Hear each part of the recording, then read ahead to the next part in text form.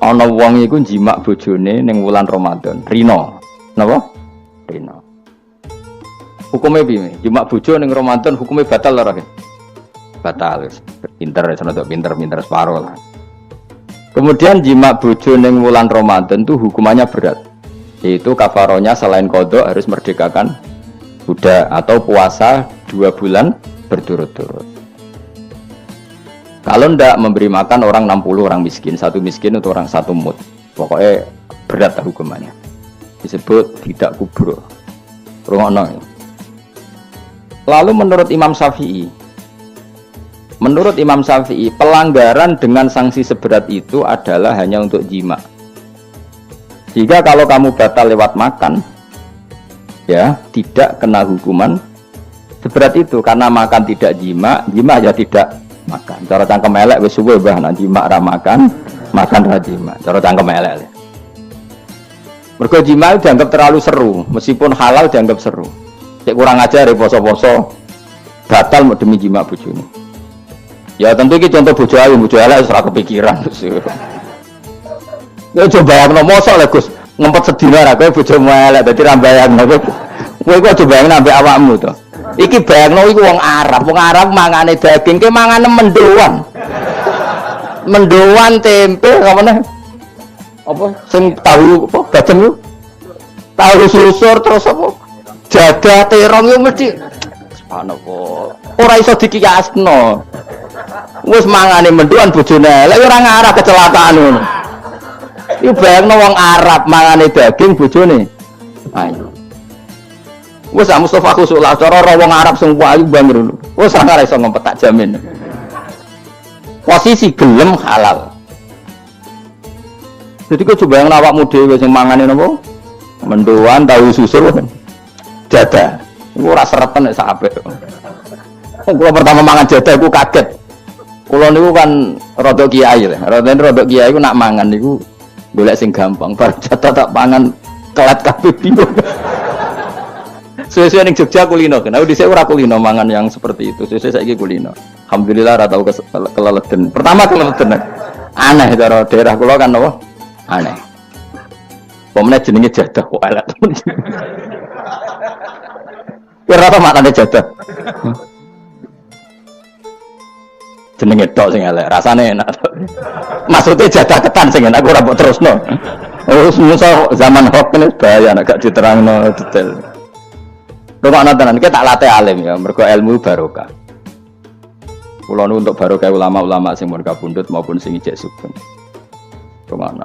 Sehingga cara Imam Syafi'i ya jima itu tidak makan itu tidak jima. Oke, kita setuju. Karena jima itu dianggap terlalu serem. Napa? Ya serem tuh misalnya ngene, kowe mertamu gone rugen, terus mangan segone kan normal, terus pamit. Kan nyelek kamar aku jima bojoku. Kurang ajar to, tamu niku kurang ajar to. Ya kurang ajar.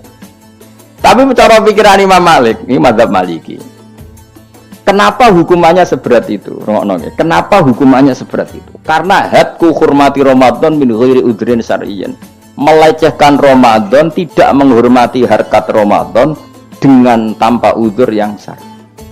Sehingga kalau kamu makan mie atau makan sate atau makan jadah tanpa udzur syar'i, tanpa sakit, maka hukumannya sama.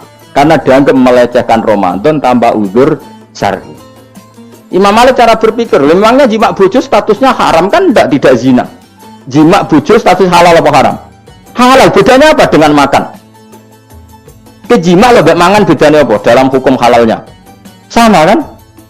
Kenapa hukumannya berat padahal jima itu halal? Karena hadku hurmati Ramadan min ghairi udhrin syar'iyyan, merusak kehormatan Ramadan tanpa udzur syara' sehingga dihukum seberat itu. Kalau gitu tidak harus jima, makan ya sama, rokokan ya sama, apa saja sama.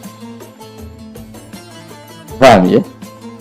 Ya sudah seperti itu, namanya al-hikin nazir bin nazir wal asbah bil asbah. Maka menjadi lazim dalam hukum fikih ketika sesuatu disebut itu mewakili yang lain yang semakna, jadi buat kias. Saiki wong malah gergakno sunah Nabi keliru. Sunahnya mana? Sunah mbahmu. Zaman Nabi Sugeng wis ana kias. Justru Nabi menyuruh kita pakai kias karena sunnah itu tidak cukup. Kenapa tidak cukup? Karena Nabi yang pernah dilakukan Nabi tentu jumlahnya batas. Mau tidak mau dalam hukum terkini kita pakai qiyas. Saya sidik-sidik orang oleh qiyas kudu sunnah. Maka untuk melawan seperti itu saya kudu cangkem elek gerem. Tapi cangkem elek kerape ulama kok cangkem elek. Malah tak wakil lo kowe sing wis pantes cangkem elek. Kok di murid cangkem elek kan. Ya kok kowe ngono iku maksudnya ditakoki. Gimana hukumnya salaman setelah sholat? Oh enggak ada tuntunannya. Bid'ah. Dari sing cito kubu sebelah mau corone. Dari sing santriku ya rada kurang ajar kok kowe ini. Dari santriku ya tidak usah dihukumi bid'ah, biasa saja. Mana ada di fikih hukum biasa saja? Ya pokoknya biasa saja. Alasannya apa? Kamu setelah sholat ke kamar mandi boleh enggak? Boleh. Kamu setelah sholat kencing boleh enggak? Boleh. Ke kamar mandi kencing boleh. Lalu nyalakan HP boleh. Nah kenapa kalau salaman enggak boleh? Bedanya apa dengan nyalakan HP? Waduh cangkem elek. Ini cerita cangkem elek. Maksudnya itu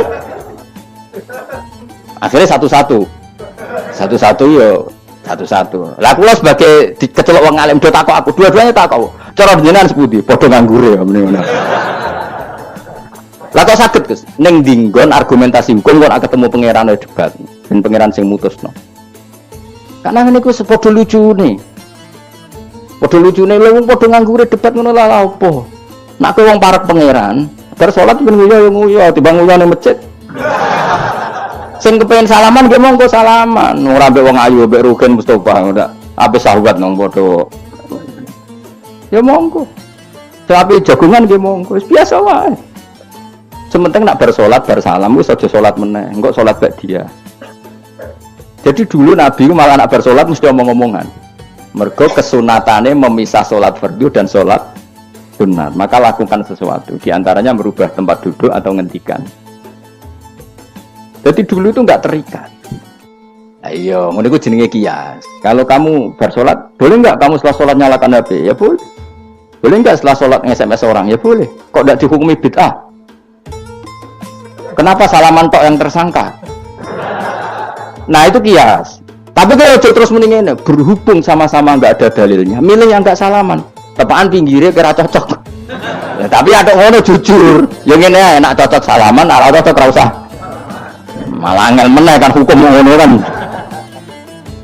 Tapi susahnya apa sih kita tidak ngomong seperti itu? Sing salaman yo keben, wong ini alam demokrasi. Sing ra salaman yo keben ya biasa wae. Wong bar salat itu perintah pangeran eling pangeran. Ya sudah. Ana sing eling pangeran lewat salaman, ketemu wong mukmin. Ana sing carane eling pangeran nduwi lu terus ngaca tasbih. Ana sing nganggo tasbih bid'ah, nganggo drijine. Ya monggo sementing aja misoi wong. Susah ya apa sih? Waras sidik maksudnya ilmiah sidik. Nah sekarang kita tak bedai, kayak saiki mazhab Maliki apa Hambali, apa Syafi'i, mau le bedean mau. Maka terus diputuskan kalau nggak ada sunnah Rasul maka al-hikin nazir bin nazir, hukum sing mirip-mirip. Sekarang begini misalnya contohnya, saya berkali-kali cerita, ini anekdot tapi nyata. Ada seorang alumni penggaweane nabok ibu Juni, nabok itu kan dengan tangan, nabok dalam bahasa Jawa dengan tangan kan. Bareng kiai ini dilapuri, dan Ren jogeman nabok ibu Jumu. Gang Romulan bojone Rugen lapor aku, Gus sakniki mboten naboki, nyaduki. Bareng Rugen tak cok, Ren kok cek nyaduki piye?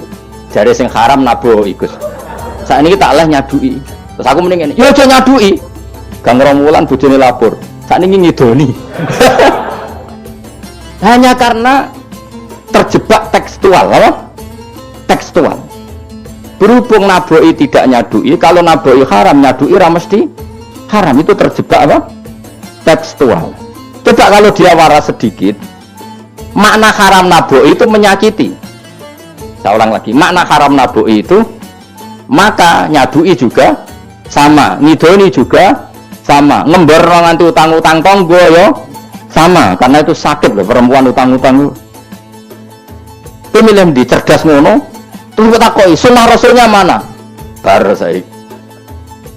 Ya malah nak pangeran ngendikan ning wong tua mau fala taqul lahuma uffin.